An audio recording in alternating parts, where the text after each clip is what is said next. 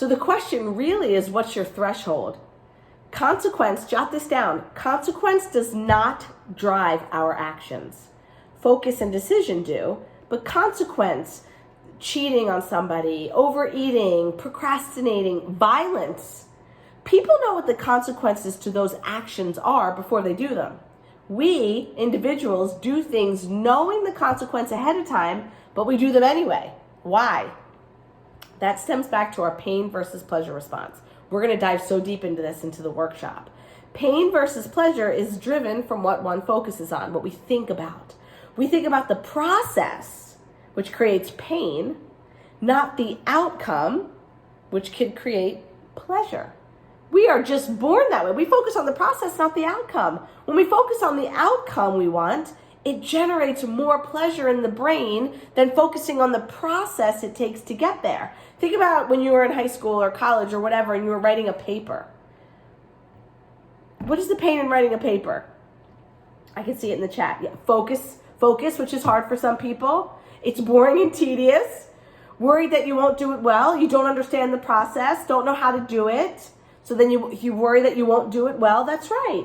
And so it's not pleasurable to do something that you already told yourself you wouldn't do well in, is it?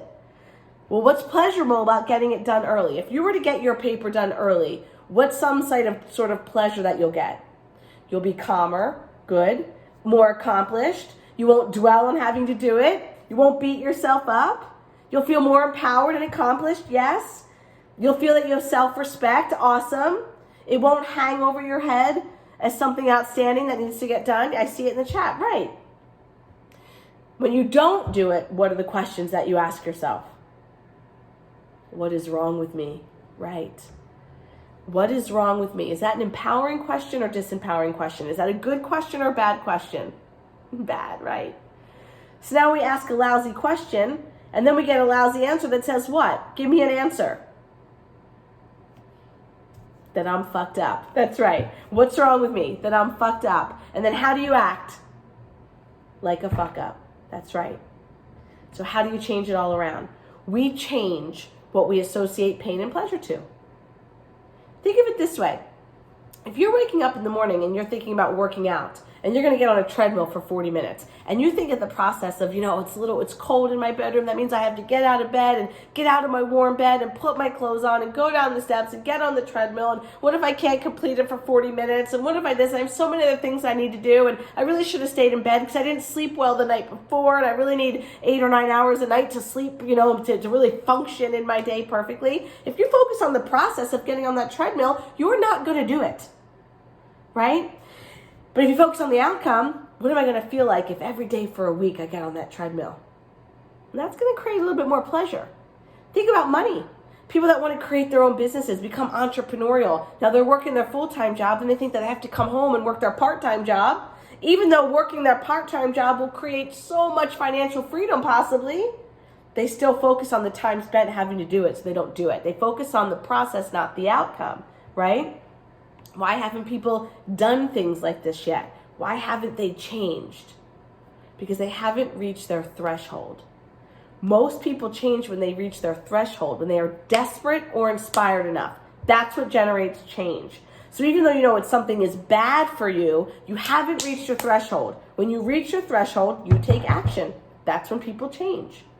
I don't like feeling desperate, right? So I change when I'm inspired.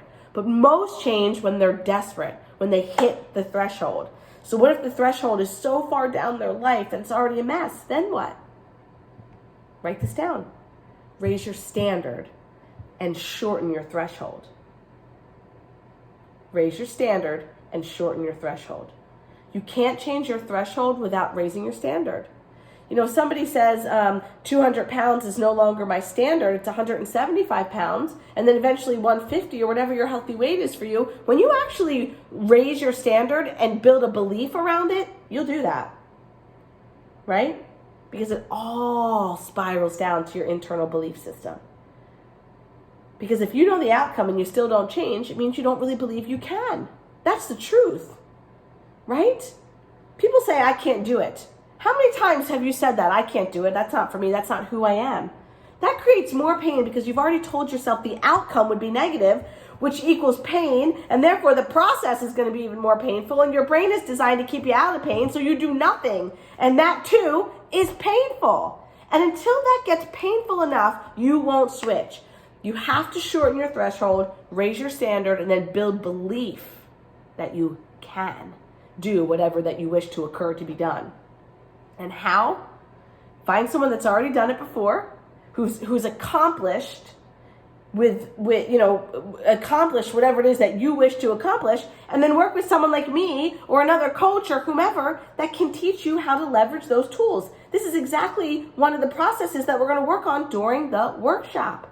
So when you tell yourself you can't, number one, your brain believes you, and you put your self-inflicted obstacles in the way, your brain isn't going to respond.